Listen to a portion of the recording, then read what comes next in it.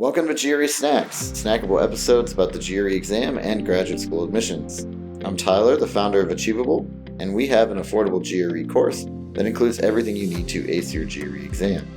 A full textbook, videos on key topics, tons of GRE questions backed by our memory-enhancing algorithm, a built-in study planner and essay grader, and full-length practice exams. You can try it out for free by going to achievable.me, and if you like it, use the code podcast to get 10% off at checkout. Now, let's get started. Today, we have Oren Margolis from Pinetree Palm Consulting back on the show. And Oren, we're really happy to have you back. I'd love if you could just give a quick intro for the people that haven't heard you before. Totally. Thanks for having me, and I'll try to keep it quick and snappy. But again, Oren Margolis, and I am a solo practitioner, run a firm called Pinetree Palm Consulting, which focuses primarily on MBA admissions, also do a little bit of executive and career coaching as well.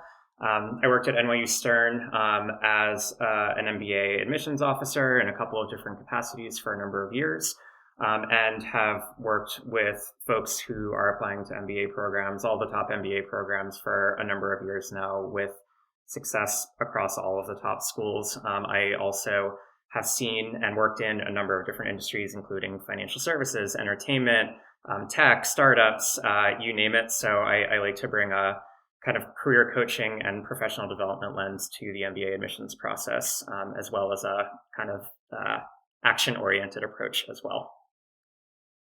Yeah, I love that.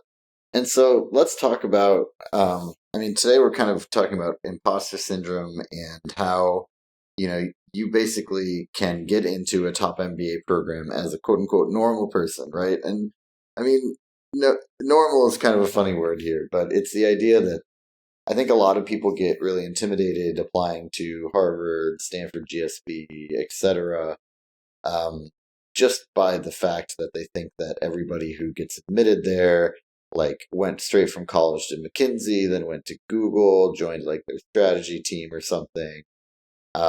And has this sort of the type of resume that is one, pretty obviously and straightforwardly exceptional, but two is sort of almost laser focused on getting into an MBA program. You don't have to do all that or have all that in order to actually get into these programs. And in fact, anyone can get into these programs, assuming obviously you have good academics and good test scores that are, at least good enough to kind of get you in the door. If you tell a good story. So I'd love if you could kind of start, I guess, take it from the top. Yeah. And I guess, I have a couple of messages that I'll share, and that I'd like people to walk away with from this conversation. I would reject the premise a bit that anyone can get into Harvard or Stanford. So it's maybe a bit of a twist on the premise of this conversation. But I think anyone with an exceptional level of insight, an exceptional career path, something exceptional to say, as long as you mentioned, those underlying fundamentals are there. So, to be exceptional, I think can look a lot of different ways aside from working at McKinsey, or I was in the Olympics, or, I grew up, with a certain set of circumstances that I was born with.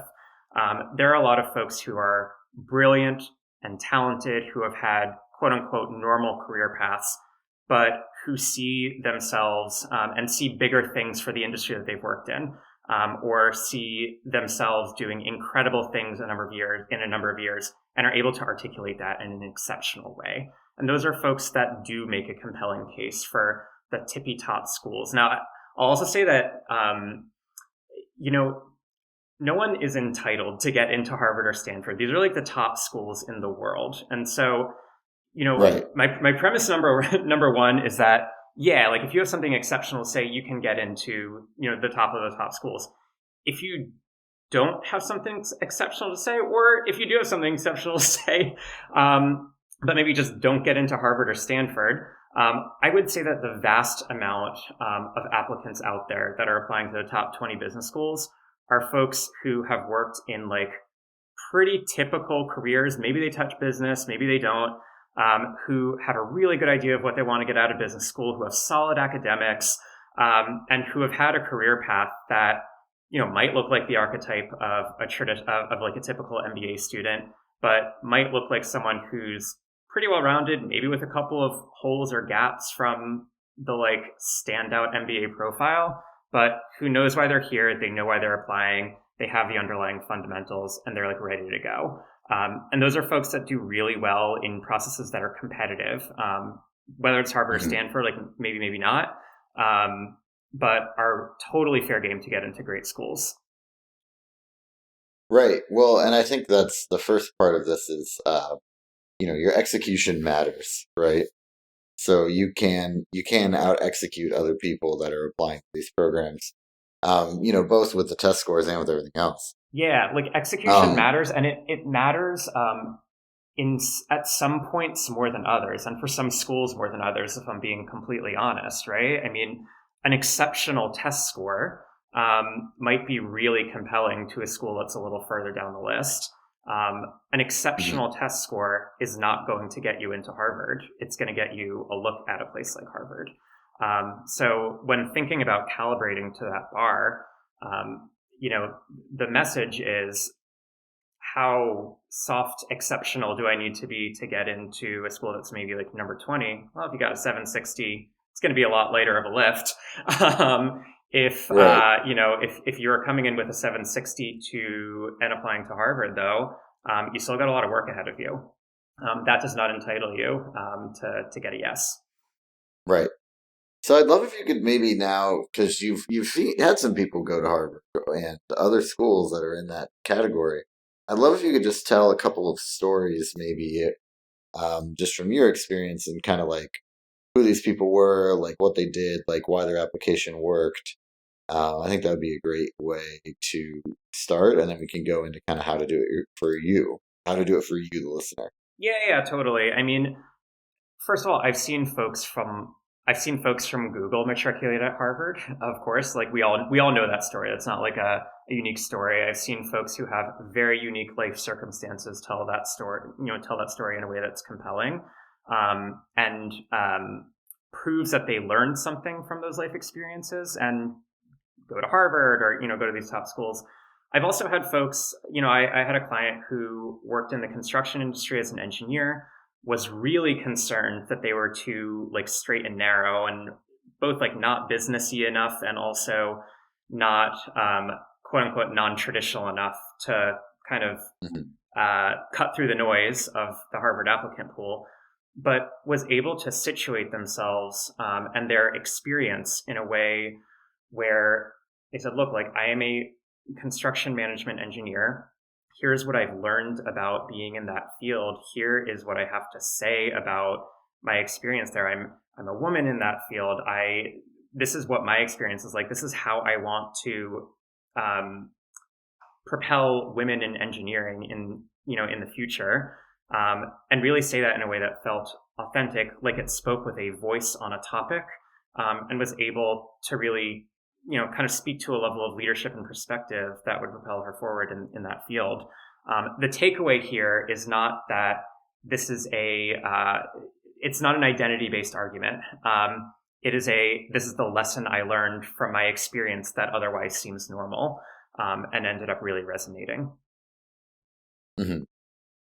Yeah. Well, and so is there anything specific that you want to point out from those examples, maybe about like how they kind of sought an angle with what they had going on, right? Like you mentioned that the woman and the construction woman, right? Like she could talk about, like one of her angles was like she was in a very, very male dominated industry and kind of overcoming that, right? So like things like that, I feel like are good things to maybe highlight. Yeah, I'll bring up another example because I think it's even more relatable. Let's say, I worked with a client who grew up in the Midwest and moved to a large city on the East Coast for college.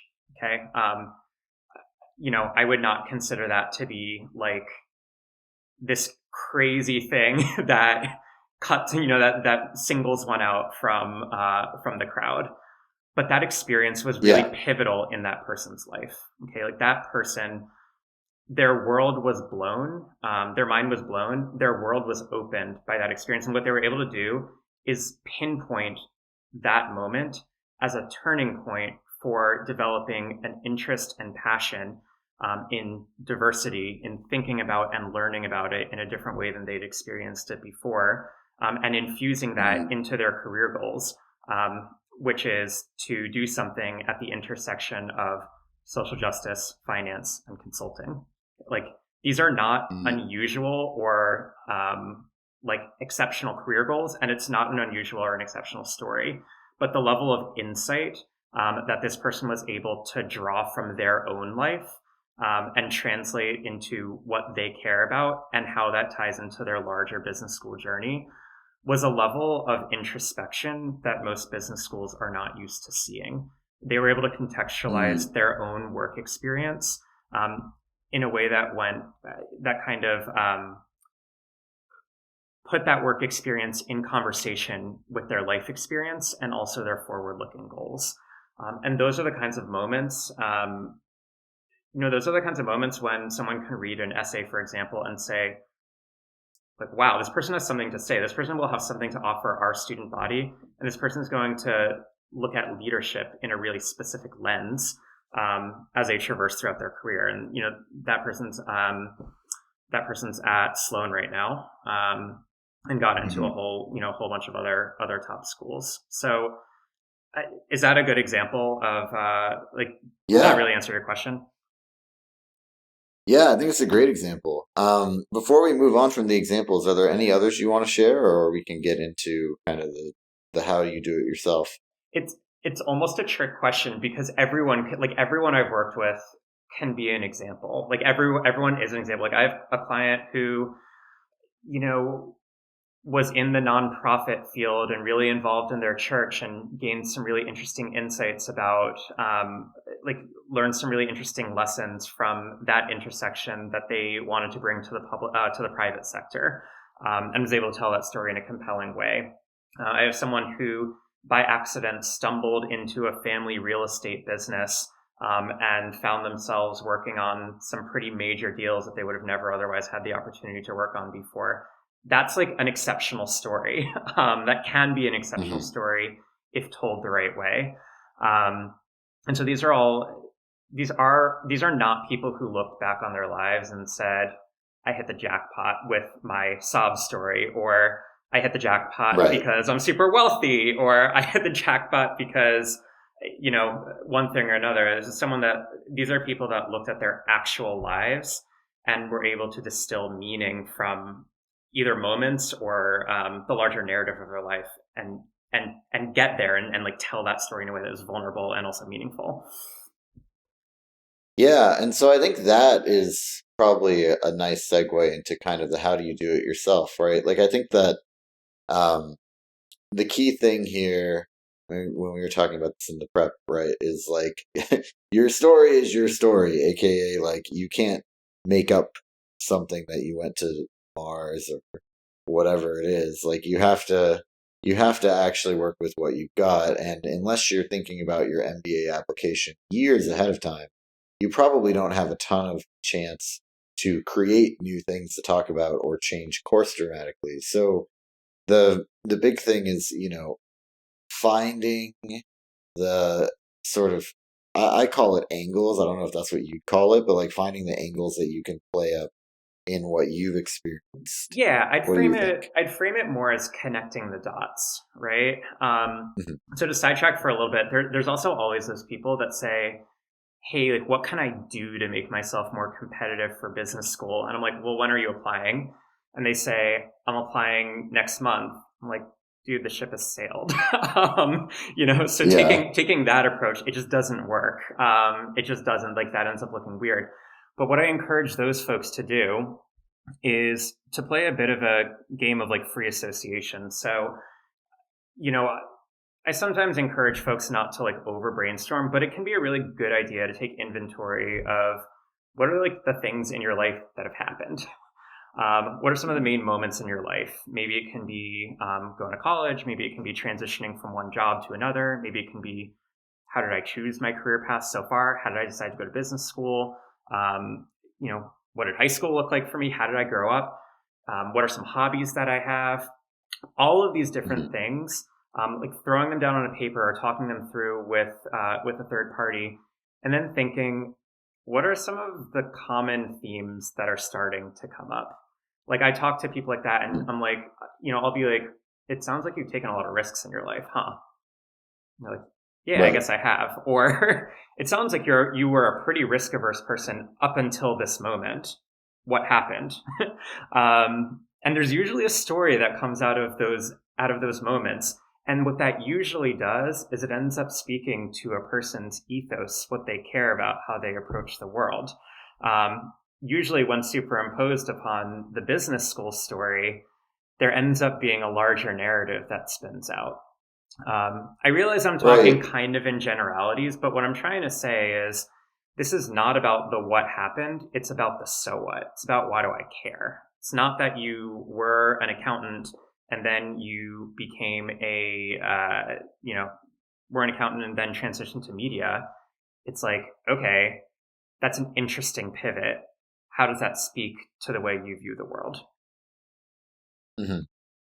Right. One, and why you did what you did, right? And I think even without a crazy pivot, you can instead talk about like, well, why did I, work at my first two jobs? Like, what was it that compelled me to go to them? Or what did maybe I learned that I didn't want to be in a certain field. That's part of the reason why I'm doing this, because I actually want to get into X instead, right? Or like maybe if we're framing it through the lens of career experience, maybe I have worked in corporate finance for 5 years following business school, and I want to pivot to investment banking. Fine, like pretty quote unquote normal story. But how have I gained expertise in the field of finance throughout my 5 years? What lens have I accumulated expertise in?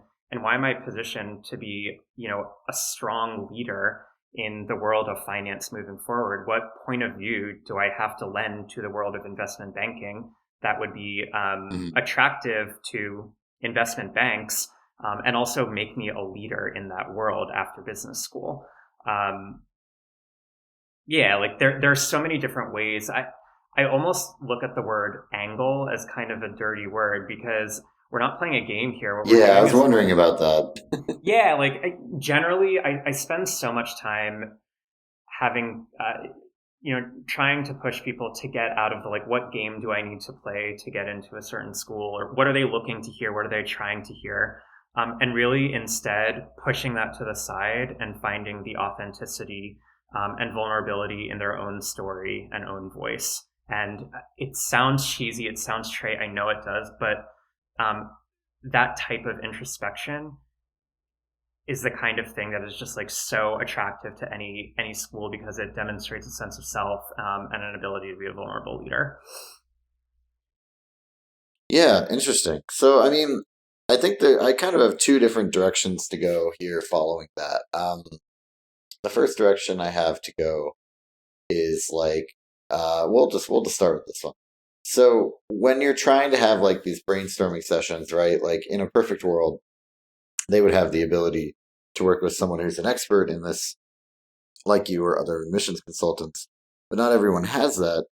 Or maybe they want to do it on their own first before they even go to an admissions consultant, so they're kind of prepared, or at least they have a direction. Yeah. How do you recommend going about that?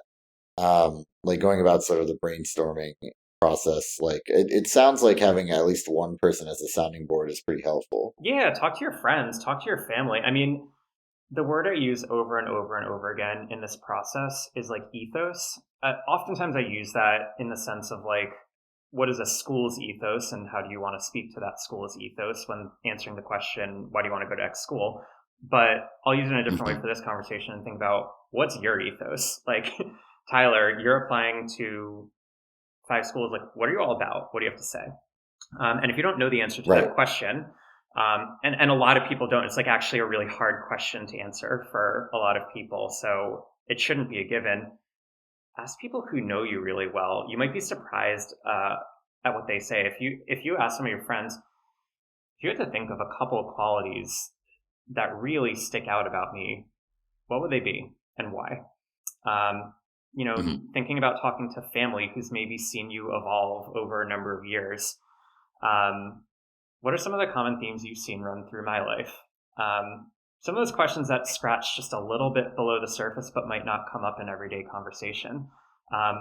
What are some things that you observe that I care about in kind of an outsized way? These are really good starting points for at least, the essay writing process.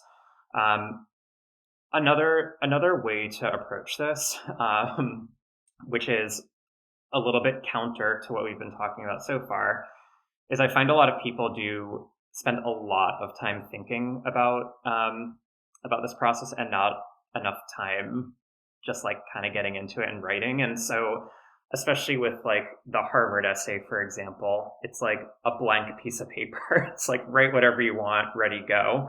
And I see a lot of people that spend just like hours and hours and hours brainstorming on paper, talking to people, whatever. And sometimes, honestly, just free writing can be a really, really good like stimulator for what's to come. Mm-hmm. And the juices can really start flowing. The best essays are the ones that take the least amount of time to write and feel the most organic to flow. And so sometimes just like doing the damn thing can be a really great place to start, counterintuitively. Mm-hmm. Yeah, and so let's talk about that a little bit. So with like free writing or brainstorming, right? Like, do you direct people at all? Like, I mean, I guess you shouldn't maybe write like your children's book idea, but maybe you should write about yourself and your admissions process. But do you have like any sort of suggestions for people? Like, do you sit with your resume in front of you? Do you have a direction? Like today, I'm going to write about my goals after my MBA, or like, what do you recommend? It really depends on the essay that you're writing. And so I guess, I will break this discussion down into another branch, and bring up the fact that like most essays that are asked are actually pretty straightforward. Like they don't require a level of like, oh my God, introspection. If you're being asked what are your career goals, short term and long term, like this is the pre-work that you need. You should really know the answer to that question before you get started. Before you get started with the admissions process, like at all. When you really know the answer to that question, answering it and writing it should be kind of a piece of cake. And I encourage folks to not like. I mean, you could even argue that you shouldn't really be applying for an MBA without some purpose in mind, because it's 2 years and $200,000. Totally, you'd be amazed by the amount of people who really, really struggle with articulating the why behind getting an MBA by the time it comes to writing an essay. If you spend money working with an admissions consultant, especially, I would say use that money to flesh out the why before getting started on essays or like the meat of the process. Because once you know yourself really well, once you know the who am I and what do I want to do with this really expensive degree, everything's just going to flow so much faster. And I know we've veered off of the like, normal person theme a little bit, but this is the work that as, someone who might, if you're someone who doesn't quote unquote feel exceptional, having the why you want to go to business school really fleshed out and in a way that you can rattle off your tongue can give you a really, really, really big boost of confidence, really big, because you're already ahead of the game once you get there. Yeah, I like that. And yeah, I agree. I mean, I think you got to do this work. You got to at least have an idea going in. You should refine it with your admissions counselor or friends, family. And there's nothing more appealing to an admissions committee. And I'm not saying being extrovert, and I'm not saying be ego-driven, but having a sense of self is a remarkably important part of being compelling to especially the top schools, right? Like knowing who you are and what you're putting forward, whether that's your career as an Olympian or whether that's your career in a family business as an accountant and how that fits into your larger narrative, like that's actually the secret sauce. Hmm. Yeah. So let's talk a little bit about that then. I mean, I think that sort of the next place I want to go with this is kind of how do you, now that you've kind of got these ideas, um, basically it's time to build a story, right? And I think something that I've heard, and I don't know if you agree with this or not, it's just kind of a saying, um, but is that, admissions officers uh, don't admit like scores, they admit stories, right? And I think that, I don't know if you agree with that or not, but I think that that is like, or at least a little bit true in the sense that like you are selling your story to them through your application. It's a little bit true. I agree and disagree. To the Hmm. extent that a story is a narrative that you make up for yourself, I reject the premise. Hmm. To the extent that a story is a distillation of um, who you are, what you care about, what you've done, and where you're going, I believe it. Does that make sense? Hmm. Yeah, yeah. I mean, that's how I meant it. I think. Again, I'm not trying to like take such a cynical angle on this. Your story should be authentic and genuine, right? I think what I'm trying to get at is taking the pressure off a little bit, right? It's like Mm. your story, quote unquote, doesn't need to necessarily blow minds. When thinking about short term and long term goals, yeah, like an audacious goals or a really specific perspective on an industry or on like that is a story in and of itself. Like that's what you're selling. Um, you're not trying to make something magic out of something basic, right? Like there doesn't need to be these crazy smokes and mirrors to get there for the vast majority of people. Most people need to get out of Mhm. their own way, not like kind of dress up themselves with all sorts of like flashy things that don't actually exist. Right. Yeah. So then, I mean, let's talk about that, right? Like, you know, it is hard to do because everybody's story is different. I know that we have touched on a lot of like generalities a little bit about like building your story, but is there any like sort of further advice that you'd give to people around kind of like how to put together like a narrative for yourself or how to kind of like it's almost like sort of the core building blocks that are going to run through your whole application kind of be the brand going into your application. Yeah, I mean, I don't. The branding framing is something I also struggle with. I know it comes up a lot in the admissions conversation, but I really advise folks to think of themselves as a person instead of a brand. Some of that typical like brand yourself or come up with this like narrative. I actually throw out the word. I like to reject the word narrative a lot too. It's like just tell your damn story. Tell me what you care Hmm. about. Having a point of view on anything is a really good place to start. That can be a point of view Hmm. on finance. It can be a point of view on diversity. It can be a point of view on the role of business in society. It can be a point of view on your own career trajectory. Um, what do you care about and why is a good place to start. Um, Hmm. what do you care about? Why? How is business school going to tie into that story? Period. It's really actually Hmm. not. It is hard. It is hard. I'm not going to say it's not hard, but it's not complicated. It doesn't need to be complicated. Hmm. So then it doesn't need to be complicated. I know Sort we're of on a how do you podcast make it? that's like dedicated to spending hours and hours and hours talking about it. So I get it. No, no, There's a lot of I'm pressure and it's high stakes. It can feel high no, no, stakes. I'm not disagreeing with you at all. Sorry. What I was going to lead into was to say if it doesn't need to be complicated, how do you make it easy? How do you make it simple? Yeah. Yeah. I mean that's $1 million question, right? Right.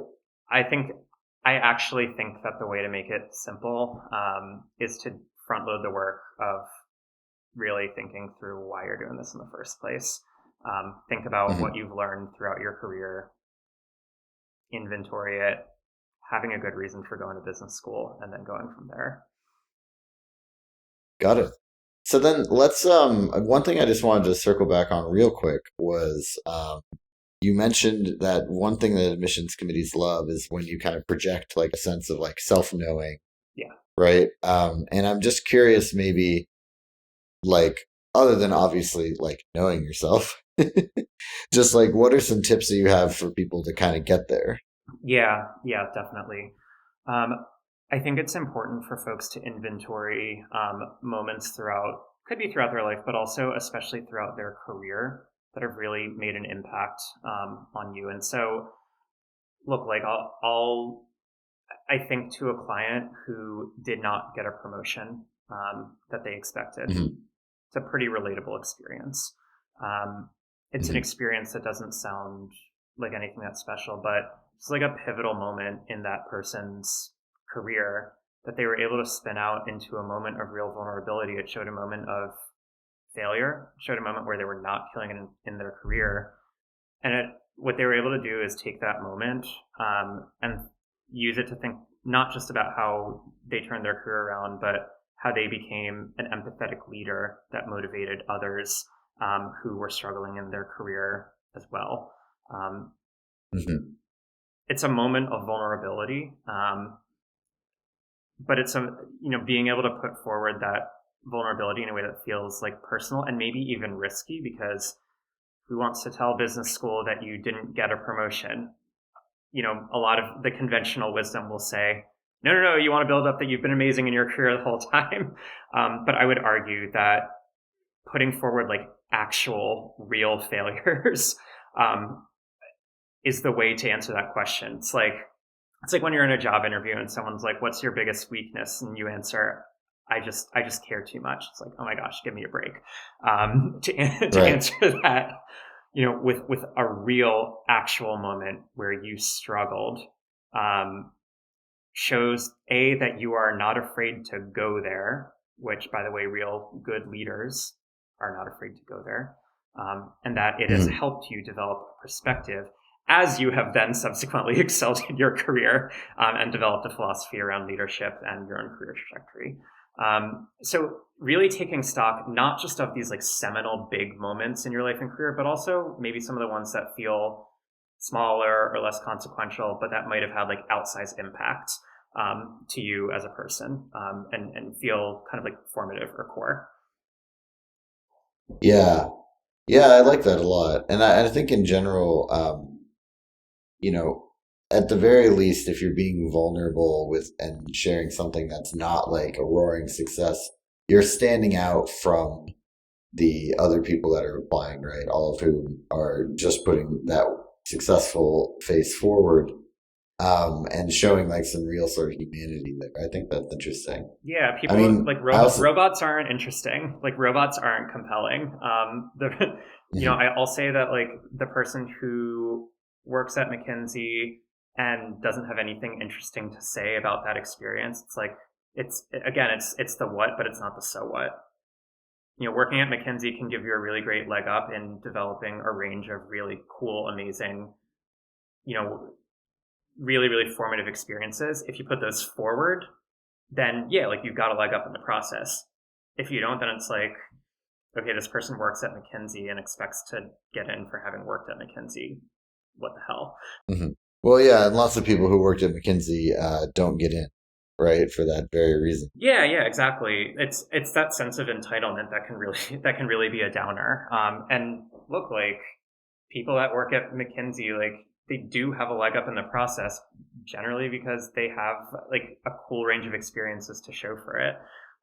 But just by virtue of working somewhere or having a quote unquote hook does not get you there if you're not able to reflect on it and distill that into something meaningful. Yeah. And so now I'd like to move on to kind of, keeping with the theme here as a normal person with you've done the things we've talked about so far on this call. You've done your soul searching. You've done your kind of prep work and homework. You know what you want to do after college. You know kind of what your unique perspective is on things. And then you've got to, put together the pieces. You've got to write your essay, resume, letters of recommendation. Do you just have kind of advice for any of those areas specifically or in general? Yeah, I mean, same general points, but from a letter of recommendation perspective, this is this is really the same thing, right?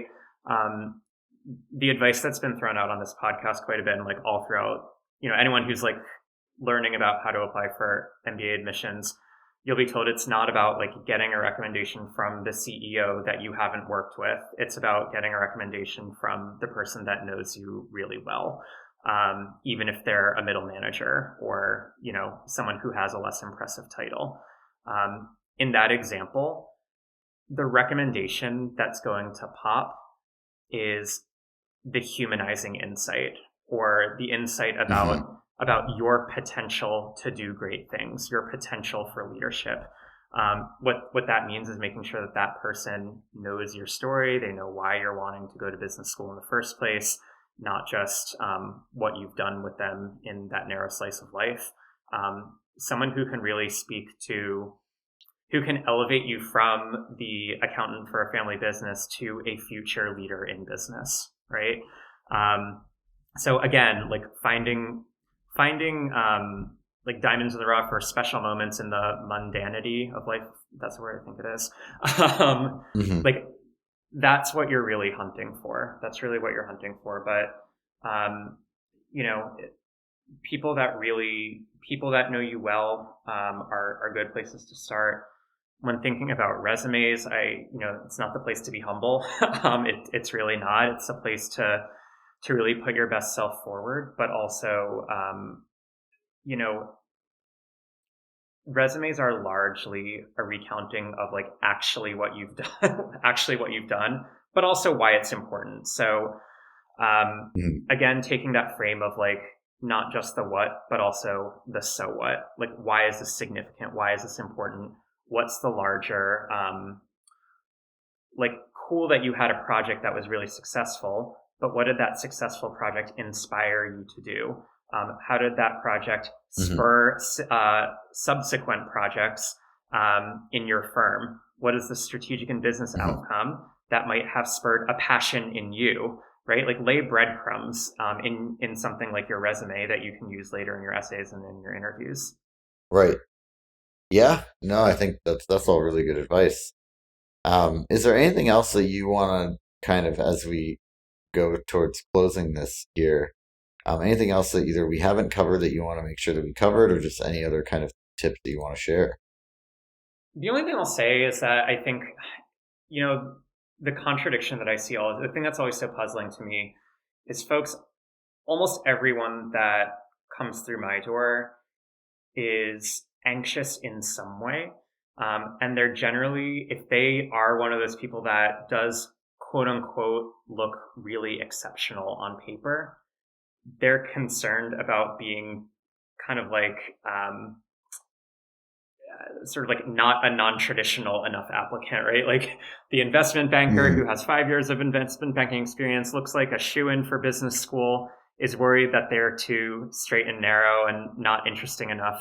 And then the person who's like an artist and hasn't done anything related to business is worried that they are, that they're too out there and too non-traditional to get into business school. And the real answer is that your life is your life. It just Mm-hmm. is. If you have a good reason for being in school, that is a reason, that's something that's something that business school can actually help you get to. Um, you know, from there, it's really just a matter of putting forward what you got, and not overthinking it. That's generally how I approach this process, and I found that the people that are most successful are are really the ones that have a sense of self assuredness about why they are here. Here meaning in the application process, and can put that forward accordingly. So get out of your head. Do the soul Mm-hmm. searching necessary, and really just focus on telling your story and getting out of your own way. Don't think about the admissions committee, which is easier said than done. Yeah, exactly. Great. I really like that as a way to wrap up. This has been GRE Snacks. hosted by Tyler from Achievable with Oren Margolis from Pinetree and Palm Consulting. And Achievable has a great online GRE course you can try for free at achievable.me and use the code podcast to get 10% off at checkout.